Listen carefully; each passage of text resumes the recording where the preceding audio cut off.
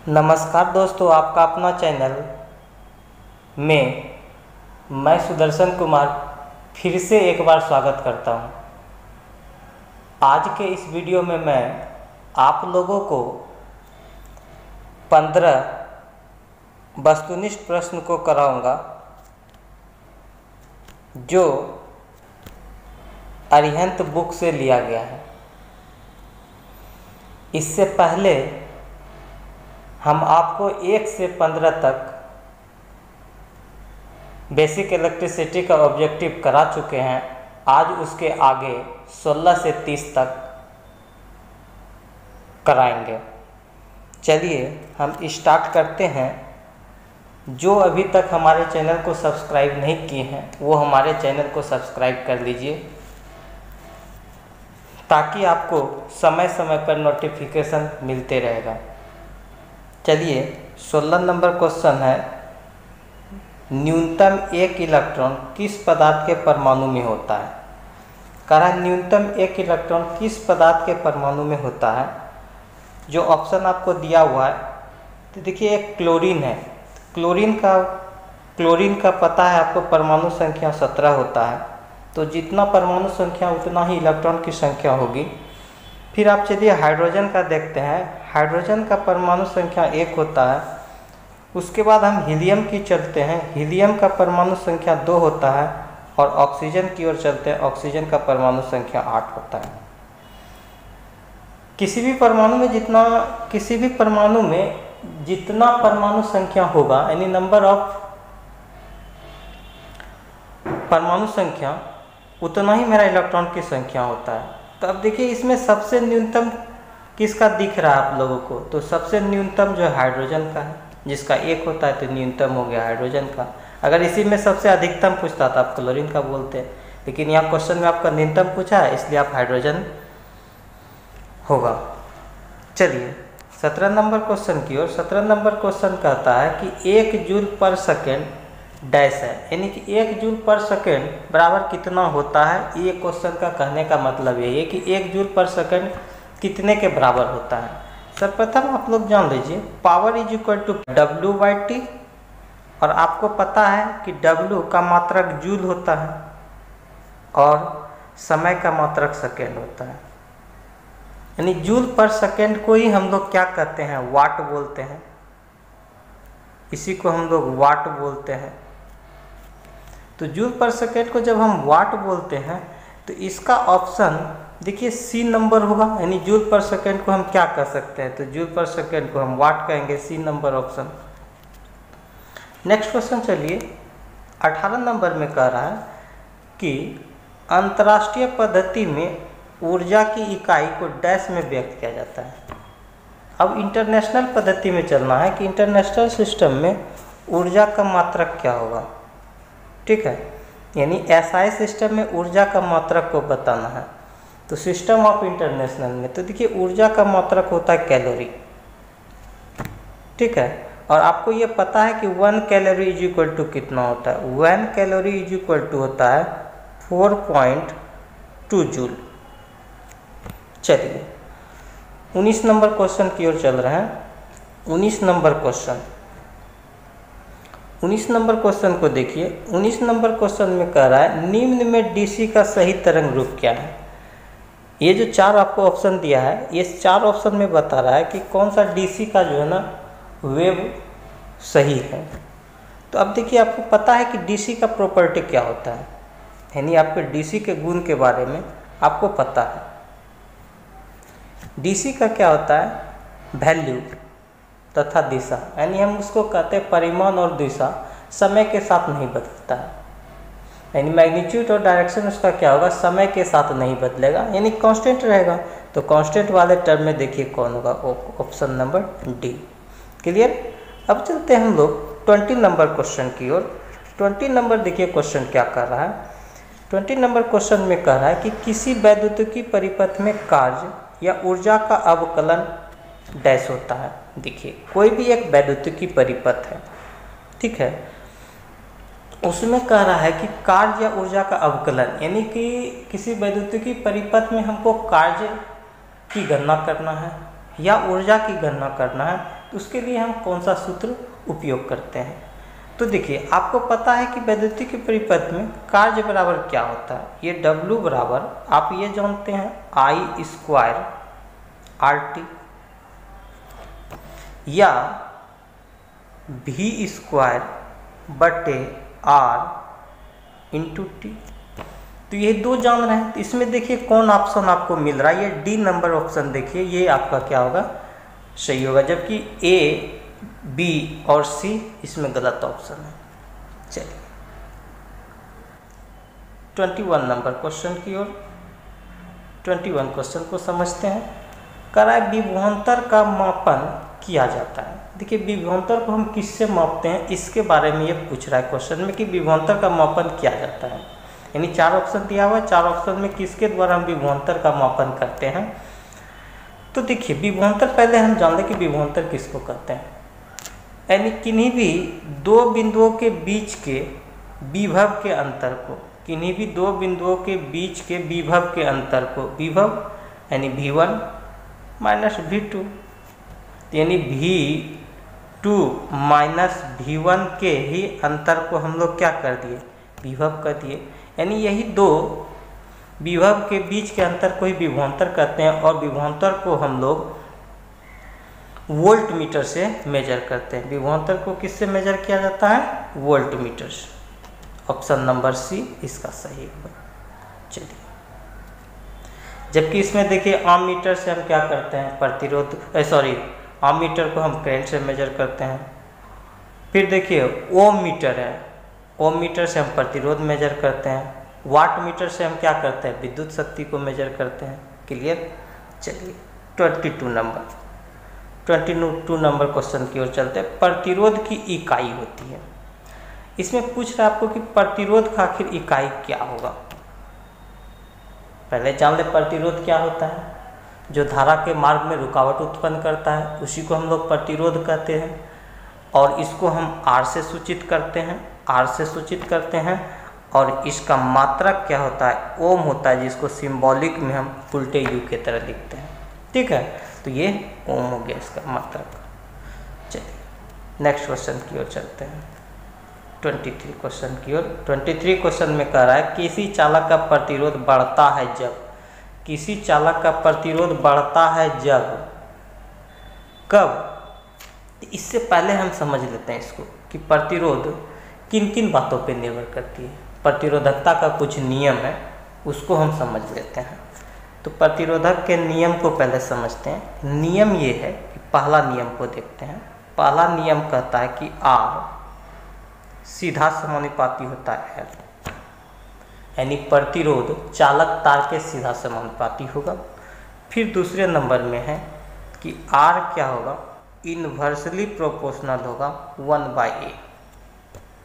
ठीक है, A क्या हो गया मेरा, किसी चालक तार का अनुप्रस्थ काट क्षेत्र यानी क्रॉस सेक्शन एरिया। इसी दो में रिलेशन को समझिए। अब मेरा यहाँ कहने का मतलब ये है, आप गौर कीजिएगा कि यदि आप चालक तार की लंबाई को घटा रहे हैं तो जाहिर सी बात है कि जब सीधा समानुपाती है तो प्रतिरोध भी आपका घटेगा।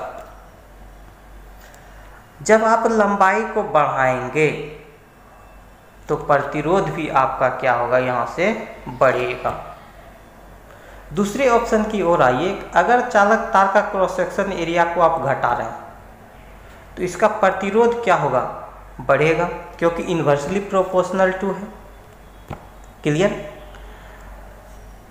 तो यहाँ पे आप समझिए, अब चालक का प्रतिरोध आप बढ़ा रहे हैं तो क्या होगा, जाहिर सी बात है कि चालक का प्रतिरोध आप बढ़ा रहे हैं तो जाहिर सी बात है कि उसका लंबाई तो बढ़ेगा।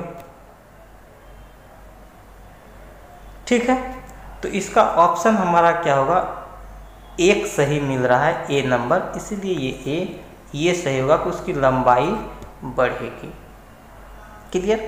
अब चलते हैं 25 की ओर। 25 क्वेश्चन नंबर देखिए। 25 क्वेश्चन में क्या कर रहा है, वैद्युतिकी परिपथ में प्रतिरोधक का प्रयोग किया जाता है।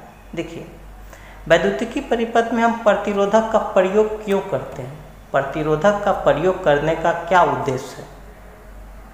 यानी प्रतिरोधक का प्रयोग करने का उद्देश्य ये है कि धारा के प्रवाह को घटाने के लिए।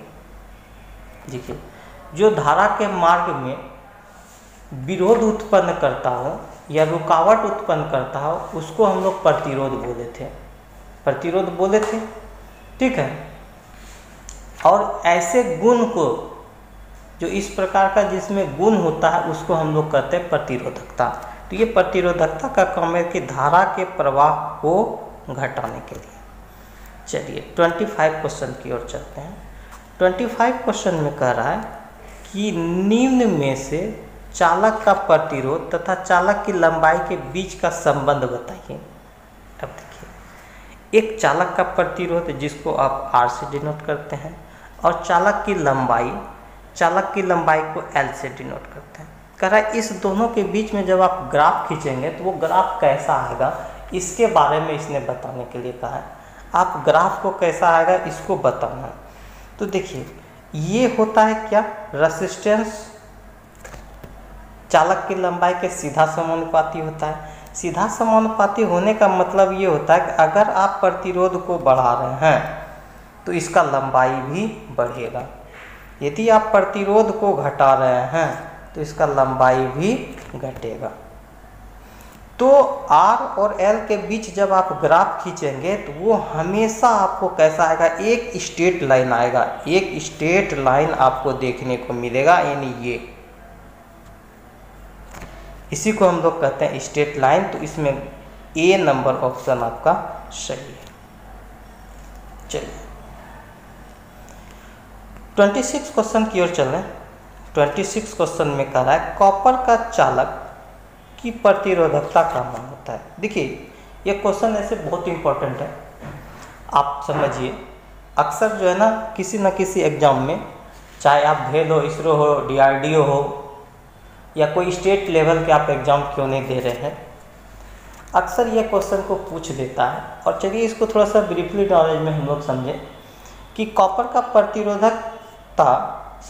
चालकता की प्रतिरोधकता का मान बताना है। कॉपर चालक का जो होता है प्रतिरोधकता का मान क्या होता है, यानी इसका वैल्यू कितना होगा। तो देखिए, इसका एग्जैक्ट वैल्यू होता है 1.72, ये डी नंबर जो देख रहे हैं 1.72 माइक्रो ओम सेंटीमीटर क्यूब होता है। क्लियर। अब देखिए, ये कभी कभी ये क्या करता है कि इसके जगह पे माइक्रो को हटा देता है, यानी 1.72 इंटू 10 टू द पावर -6 हो जाएगा। जब हम माइक्रो को हटा देंगे तो ये 6 इतना ओम हो जाएगा पर सेंटीमीटर क्यूब, है ना। तो इस तरह आप देखेंगे तो ये इसका डी नंबर ऑप्शन है। क्लियर। चलिए 27 नंबर भी क्वेश्चंस काफ़ी इम्पोर्टेंट है, और इसको भी आप लोग देखिए। ये भी पूछता है किसी चालक का विशिष्ट प्रतिरोध निर्भर करता है। देखिए, किसी चालक का विशिष्ट प्रतिरोध को हम लोग रो से डिनोट करते हैं, इसको रो पढ़ते हैं। इसको क्या बोलते हैं, रो। विशिष्ट प्रतिरोध को आप रो से डिनोट करते हैं। और देखिए, इसका मात्रक क्या होता है, रो का जो मात्रक होता है ओम सेंटीमीटर या ओम मीटर, ये दो में से कोई भी आप ले सकते हैं। अब ये देखिए, ये रो किस पे डिपेंड करेगा, यानी विशिष्ट प्रतिरोध किस पे निर्भर करता है। तो ये हमेशा जानिए कि चालक पदार्थ की प्रकृति पे, आखिर आप चालक पदार्थ कैसा लिए हैं, सोना है, चांदी है, क्या है, उसका अलग अलग विशिष्ट प्रतिरोध होता है, उसी पे डिपेंड करता है ये विशिष्ट प्रतिरोधकता। चलिए 28 की ओर। 28 नंबर क्वेश्चन को समझिए। 28 नंबर क्वेश्चन देखिए क्या कहता है। कहता है विशिष्ट प्रतिरोध, जिसको हम लोग इंग्लिश में कहते हैं स्पेसिफिक रेसिस्टेंस, का विपरीत प्रभाव विशिष्ट चालकता होता है। इसका मात्रक आपको पूछ रहा है कि देखिए, आप समझिए कि विशिष्ट प्रतिरोध को तभी हम रो से डिनोट किए, और इसका विलोम होता है 1/, विशिष्ट चालकता। विशिष्ट चालकता को हम लोग क्या करते हैं, सिग्मा से डिनोट करते हैं। क्लियर। अब देखिए इसका तो मात्रक अभी हम विशिष्ट प्रतिरोध का, ये विशिष्ट प्रतिरोध का मात्रक हम आपको बता चुके हैं कि ओम मीटर होता है या ओम सेंटीमीटर होता है। जबकि ये देखिए ये विशिष्ट चालकता का मात्रक क्या होता है, या सीमेन, एस से सीमेन, सीमेन सेंटीमीटर देखिए। या कभी कभी आपको ऐसा देखने को मिलेगा, देखिएगा कि सीमेन पर सेंटीमीटर नहीं लिखा हुआ देखने को मिलेगा, क्या रहेगा, महो। क्या देखने को मिलेगा, महो पर मीटर या सेंटीमीटर। ये भी इसका मात्रक होता है। आप दोनों में से दोनों को याद रखिए, जैसा पूछेगा आप वैसा ऑप्शन, जैसा ऑप्शन देखिएगा उसी तरह काम कीजिएगा।